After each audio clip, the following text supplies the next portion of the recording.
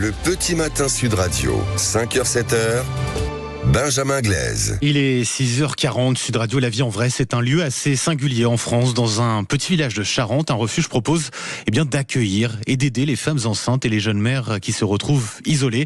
C'est une maison, un lieu de reconstruction finalement pour réussir, repartir de l'avant. Bonjour Marine Cavalier. Bonjour. Et merci d'être avec nous sur Sud Radio. Vous êtes la cofondatrice, directrice de ce refuge baptisé la Maison de Rosalie. Vous êtes installée à Aurival, un petit village charentais d'une centaine d'habitants. Vous êtes en pleine campagne. Racontez-nous un petit peu, c'est quoi l'esprit de ce refuge, Marine Cavalier ? Alors l'esprit, c'est d'accueillir des femmes à un moment crucial de leur vie, puisqu'elles attendent un bébé, qu'elles veulent faire le meilleur pour lui, qu'elles se sentent pas du tout en état de le faire. La plupart du temps, c'est parce que la relation avec le père du bébé se passe pas comme prévu, et du coup, elles se projettent pas jusqu'à la naissance comme prévu. Et voilà, et de leur offrir un petit coup de pouce pour qu'elles puissent vivre ce moment-là, reprendre confiance, et qu'après, la vie soit aussi belle qu'elles l'espéraient. Qu'est-ce qu'elles viennent chercher quand elles viennent chez vous ? Parce que vous les aidez à différents titres, notamment alors psychologique aussi, ça c'est important dans un moment comme cela quand on est isolé. Oui, alors nous on fait pas l'accompagnement psychologique à proprement parler, là ça c'est des professionnels extérieurs, mais en revanche on en offre un soutien au quotidien puisque c'est une vie ensemble qu'on propose, donc avec les autres mamans et puis avec l'équipe d'éducatrices, et donc ça c'est vraiment quelque chose de très précieux pour elles et c'est ce qu'elles demandent. Elles disent moi je me sens seule et j'ai besoin d'être entourée et d'avoir de l'aide pour remettre en ordre ma vie entre guillemets. Une sorte de colocation pour rompre la solitude finalement. Oui c'est ça, ouais.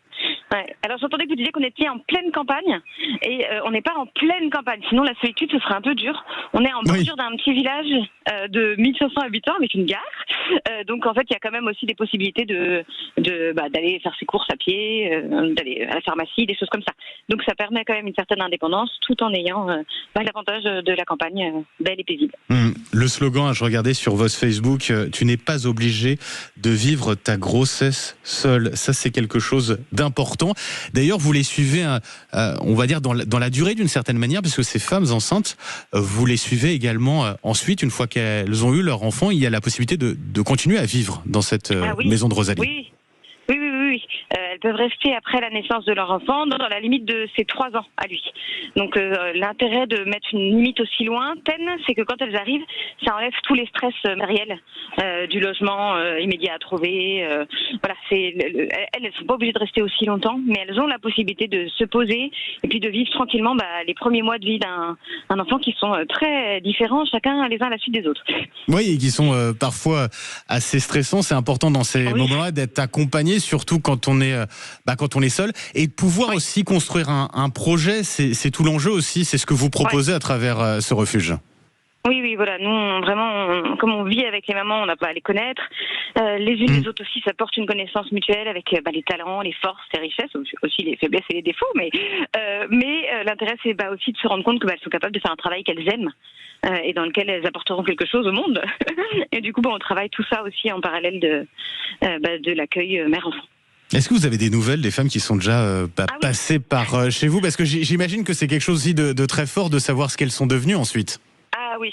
En fait, après, nous, on reste, c'est leur maison pendant qu'ils y habitent, mais ça reste un peu leur maison de famille quand elles sont parties. Donc là, en ce moment, on en a une qui vient passer toutes les vacances scolaires, parce qu'elle est en BTS. Il y a du monde des anciennes qui viennent régulièrement, donc c'est plutôt assez agréable comme vie. Et pour celles qui arrivent, c'est très très précieux de se rendre compte que des anciennes reviennent, ont des liens, s'en sortent. Et ça, c'est très encourageant. Arrive à s'en sortir, ça aussi. Effectivement, c'est ça qui est important. Merci beaucoup, Marine Cavalier, d'avoir été avec nous ce matin sur Sud Radio. Vous êtes cofondatrice, directrice de ce refuge, la Maison de Rosalie, qui accueille, vous l'avez entendu, les femmes enceintes, les jeunes mères qui sont isolées. C'est en Charente, à Aurival précisément. Merci beaucoup, Marine Cavalier. Passez une belle journée. Beaucoup.